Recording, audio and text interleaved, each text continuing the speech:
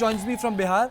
Let's see, is it a mixed bag in Bihar? It's a straight jacket, but आर पार तो महाराष्ट्र में कर दिया बीजेपी ने, पर बाकी जगह भी उतना आर पार नहीं हो पा रहा है. Let's have a broad picture. What's happening in Bihar?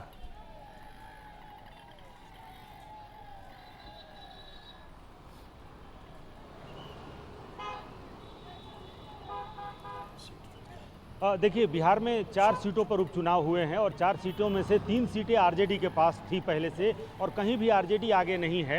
एक जगह बहुजन समाजवादी पार्टी का जो उम्मीदवार है रामगढ़ में, जहां से जो सांसद हैं उनके भाई चुनाव लड़ रहे थे, लेकिन वहां बसपा का उम्मीदवार आगे है.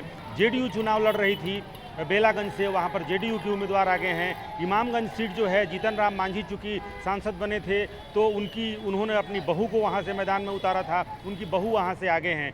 सबसे प्रतिष्ठा का प्रश्न आरजेडी के लिए था, क्योंकि आरजेडी के पास 4 में से 3 सीटें आरजेडी के पास थीं, लेकिन उन तीनों सीटों पर कहीं भी आरजेडी आगे नहीं है.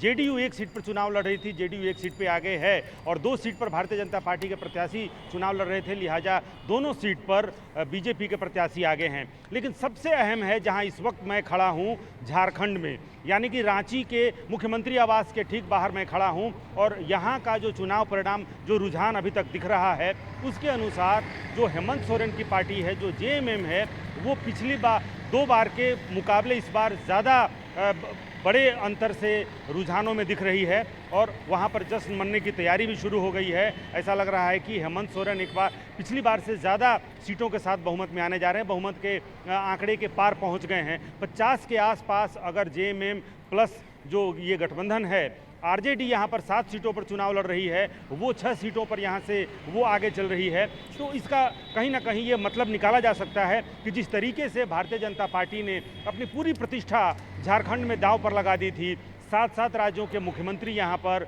प्रधानमंत्री 6 रैलियाँ किए, एक उन्होंने रोड शो यहाँ पे किया.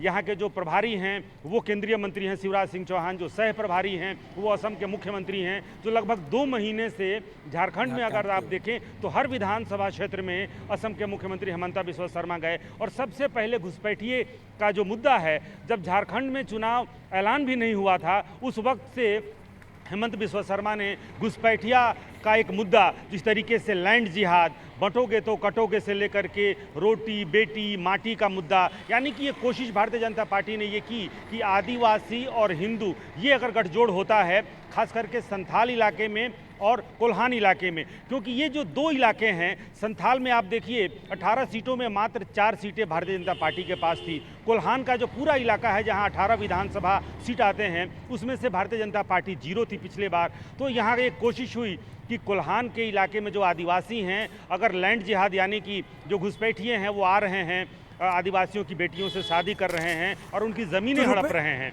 अगर ये मुद्दा उठाया जाए तो हिंदू प्लस आदिवासी ये मिलकर एक जो गठजोड़ बनेगा, तो संथाल और कोल्हान इन दोनों जगहों से बड़ा जी. मैं आपसे ये पूछना चाहता हूं कि जो बिहार है उसमें कुल प्रदर्शन आपके हिसाब से लालू की पार्टी का कैसा रहा, आपका मूल्यांकन क्या है?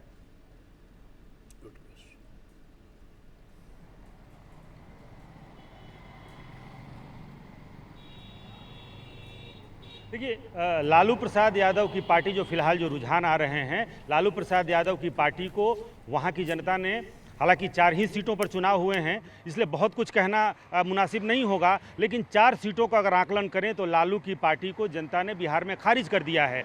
4 सीटों में से 3 सीटें उनकी अपनी सिटिंग सीटें हैं और तीनों जो उनकी सिटिंग सीटें हैं और उन सिटिंग सीटों पर सब जगह पीछे चल रहे हैं. एक सबसे महत्वपूर्ण है रामगढ़ इसलिए क्योंकि राजद के प्रदेश अध्यक्ष का वो इलाका है. राजद के प्रदेश अध्यक्ष के बेटा चुनाव लड़ रहे हैं और एक बेटे वहाँ के सांसद हैं जिन्होंने पूरी जी तोड़ मेहनत की. उन्होंने मन से कहा कि लाठी से पीटेंगे. तो ये जो लाठी, चूँकि लालू प्रसाद यादव लाठी रैली, तेल पिलावन रैली करते रहे हैं और वही लाठी लेकर के राजद के प्रदेश अध्यक्ष जगदानंद सिंह हैं और उनके सांसद बेटे मंच पर पहुंच गए लाठी लेकर के, यानी कि उस दौर में लौटता हुआ कहीं ना कहीं जनता को लगा कि लालू की लाठी वाले दौर में क्या फिर से बिहार लौट रहा है. लिहाजा लालू की पार्टी को बिहार की जनता ने फिलहाल नकार दिया है और 4 सीटों पर लालू प्रसाद यादव ने भी चुनाव प्रचार किया, तेजस्वी यादव ने पुरजोर चुनाव प्रचार किया और उसके बाद से अगर जनता ने उन्हें नकार दिया है उन 4 सीटों में, तो ये एक बड़ा झटका, और ख़ास करके तब जब ये माना जा रहा है कि अगले साल विधानसभा के चुनाव होने हैं। वो सेमीफाइनल, सत्ता का सेमीफाइनल माना जा रहा था। प्रशांत किशोर की एंट्री उनका लिटमस टेस्ट था, लेकिन कहीं भी प्रशांत किशोर के उम्मीदवार को सबसे पहले 4 अपने उम्मीदवारों का ऐलान प्रशांत किशोर ने अपनी नई नवेली पार्टी के उम्मीदवारों की घोषणा की थी, लेकिन कहीं भी 1000 से ज़्यादा उनको वोट मिलता हुआ उनके उम्मीदवारों को नहीं दिख रहा है। लेकिन आरजेडी के लिए सबसे बड़ा झटका है, क्योंकि 3 जगह जो उनकी सीटिंग सीटें थी, उन 3 जगह पर उनको झटका तो लगा ही है, लेकिन 4 सीटों पर अगर उनको नुकसान होता है तो कहीं ना कहीं 2025 का जो विधानसभा चुनाव होगा उस चुनाव पर भी ये असर होता हुआ दिखेगा। बस मैं अजीत कुमार झा बोल रहा हूँ। एक सवाल था कि जो ट्राइबल वोट है झारखंड में वो तो करीब 26-27% ही है, कम से कम 30% से तो कम है, अलग अलग एस्टिमेट है। तो ये जो जेएमएम इतना अच्छा प्रदर्शन किया, मतलब 52 सीट अभी जो लेटेस्ट हम देख रहे हैं जीत रहा है, तो कहाँ से ये वोट झारखंड मुक्ति मोर्चा को मिला? क्योंकि यदि एजेएसयू वो भी चला गया था बीजेपी के साथ, तो स्टूडेंट विंग जो है ट्राइबल विंग वो भी था बीजेपी के साथ, तो इसका मतलब है कि झारखंड मुक्ति मोर्चा का, आपने खुद कहा कि एक्स्ट्राऑर्डिनरी परफॉर्मेंस है, तो ये वोट आया कहां से? एक तो ट्राइबल वोट, उसका यूनिटी था, पर बाकी वोट कहां से आया? नॉन ट्राइबल वोट में कौन कौन सा वोट उधर आया? जरा आप इस पर प्रकाश डालें तो अच्छा रहेगा।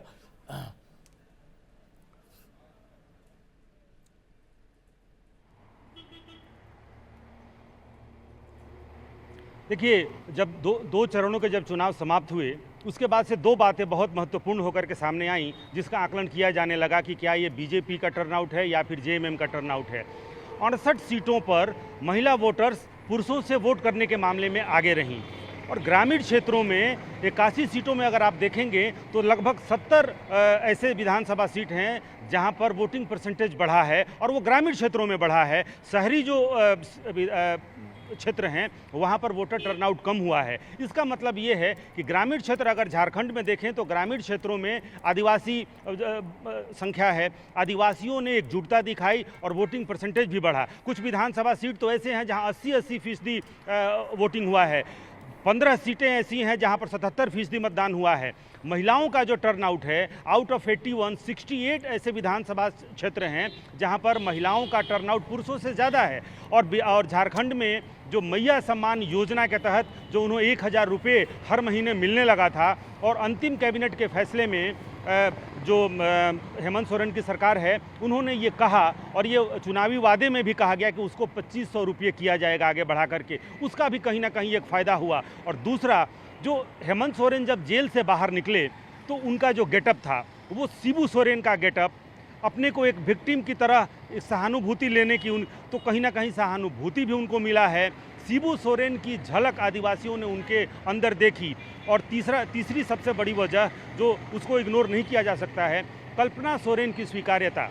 कल्पना सोरेन की सभाओं में जो भीड़ हुई, जो महिलाओं को उन्होंने अपनी तरफ आकर्षित किया, मैया सम्मान योजना के अलावा जो कल्पना सोरेन की सभाओं में जो भीड़ उमड़ी, जो महिलाओं को जो उनके मुद्दे थे, जो उन्होंने एक पति को लेकर के जो एक रूप सामने रखा, जब से वो जेल गए तब से लेकर के और बाहर आने के दौरान उन्होंने एक सहानुभूति लेने की जो उन्होंने कोशिश की, चाहे वो ट्विटर के माध्यम से हो या फिर उसके बाद अपनी सभाओं में। 100 से ज़्यादा सभाएं कल्पना सोरेन को आप समझिए कि गांडे उपचुनाव हुआ, उसमें वो जीती, और उसके बाद ही उसी समय उनकी राजनीति में। जी रुपेश, आपको रोकना चाहूँगा, आपको यहाँ रोकना चाहूँगा। हमारे साथ we are joined by Advocate Sulaiman Khan, spokesperson of the Congress Party. But morning, Sulaiman. Mixed bag for the Congress. I'm fine. In Maharashtra, there is a BJP sweep, and in Jharkhand, JMM-led coalition is winning. Various regional satraps are holding their fort. Let me play out the bite of Supriya Srinath, Keshav Mahto first, and then I'll come to you.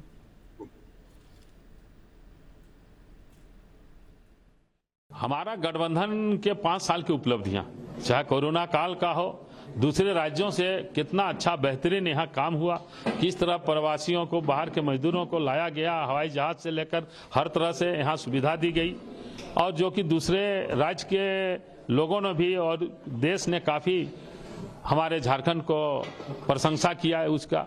और 3 साल जो बचा उस period में यहाँ सारे विकास के काम हुए जो आम जनता से सरोकार थे, चाहे किसानों के ऋण माफी से संबंधित हो, सर्वजन पेंशन से हो, या राशन कार्ड को हरा राशन कार्ड बनाने की बात हो, या अबू आवास जब केंद्र सरकार ने पैसा देना बंद कर दिया प्राइम मिनिस्टर आवास के लिए, तो अबू आवास यहाँ गरीबों को देने का काम किया गया। देखिए, ईवीएम पर विस्तृत चर्चा होनी चाहिए, व्यापक चर्चा होनी चाहिए, लेकिन वो दिन आज का दिन नहीं है। मुझे ऐसा लगता है कि एक चुनाव का परिणाम अच्छा नहीं आया है, हमारे लिए बहुत बड़ा सबक है इसमें, ये डिसअपॉइंटिंग है। हम ईवीएम पर जरूर व्यापक चर्चा करना चाहते हैं। हम जिस तरह से महाराष्ट्र का चुनाव टाला गया, महायुति को वक्त मिला अपनी स्कीम लॉन्च करने का, 3-3 इंस्टॉलमेंट्स गए, वो सारे फैक्टर्स हैं। लेकिन डिसअपॉइंटिंग बात यह है कि हमारे वो नंबर्स नहीं है जिसकी हमें आशा थी। महाराष्ट्र एक अच्छी स्टेट थी, मुझे लगा हमारा अच्छा कैंपेन था, लेकिन शायद जनता हमसे और भी ज्यादा एक्सपेक्ट करती है और हम उनकी उम्मीद पर जरूर खरे उतरेंगे, जैसे कि हम झारखंड में खरे उतरे हैं। Reni Abraham continues to be with me. Advocate Suleiman Khan, spokesperson of the Congress Party. A very disappointing show, Suleiman, in Maharashtra. The strike rate of the Congress Party is below 20%. Out of 102 seats, it's just leading in 20 seats. And the strike rate of Bharatiya Janata Party is 84%. I mean to say, you have broken your own Lok Sabha momentum in Maharashtra. Yeah, very, you're right. Completely agree. I can't disagree with you because the numbers and the facts are on the screen. But still, I think it's 11. Things can change after an hour or so. At least they can improve, to my understanding, because the results which are coming, it's completely surprising and very unexpected. And if this what is being shown and the trends which are being shown, this is this turns out to be the final tally. It's really very unfortunate and surprising, rather shocking, at least in Maharashtra. And to my understanding, if the BJP alliance get the majority, I can say we have to analyze what we have, where we have missed and where the BJP has been able to, and the alliance partners have been able to convince the people of Maharashtra to vote for them. And we have to respect the mandate anyhow. But one thing I must say,